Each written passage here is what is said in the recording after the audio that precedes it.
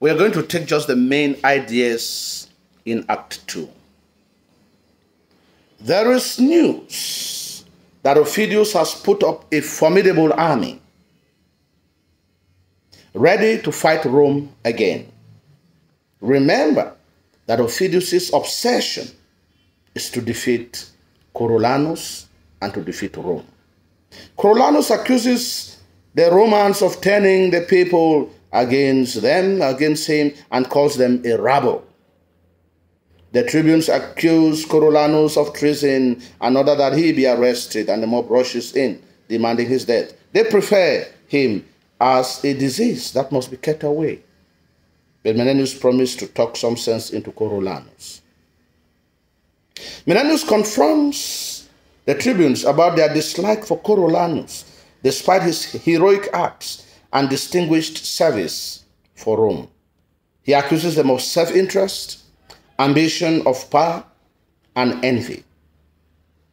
Volumnia is happy that her son has come back home and believes Rome will honor him with the position of consul for his patriotic service to Rome.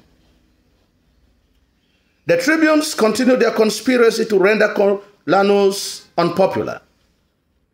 They want to exploit his weaknesses. Even some of the officers recognize that Coriolanus merits and believe that any refusal to give him the consulship will be considered as ingratitude. The patricians validate him, but the tribunes refuse to vote for him if he does not support the people. Coriolanus knows that he is not well equipped to win the hearts of the people through speech, and the tribunes interpret this as scorn, contempt for the plebeians. Some citizens still believe that he deserves the position, but the majority believe that he does not love the people. Coriolanus engages the citizens in groups without concealing his pride and sarcasm. Even though he wears the gown of humility, even though he meets the plebeians, he does it with a bit of pride and sarcasm. The tribunes come in to find out if the plebeians have decided to support him with the intention to reverse their support. They remind the plebeians how Coriolanus had treated them with scorn in the past, and they decide to reverse their support for him on the pretext that they will be selling away their own freedom. This works to the advantage of the tribunes, who want to gain more power for themselves. Note, this act is based only on Coriolanus' exploits in the battle, his greatness, and his serviceable nature to Rome. It also highlights the deep envy and the hatred that the tribunes have for Coriolanus. While his mother wants him to gain more power through consulship and politics, Coriolanus is reluctant and contented being a decorated soldier. The conspiracy to refuse him the consulship is part of the power struggle between the patricians and the tribunes, and between the tribunes and Coriolanus.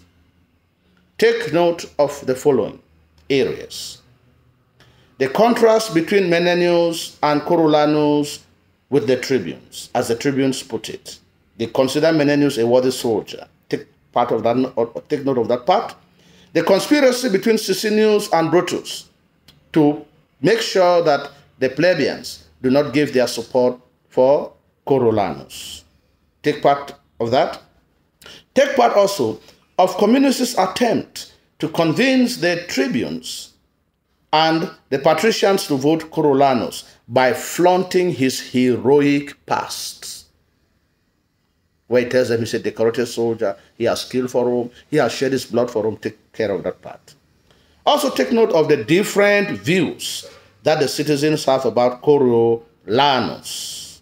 And lastly, the attempt to change their decision by the tribunes, who make them to understand that by voting for Coriolanus or supporting him, they will lose their liberty. This act is centered only on Coriolanus.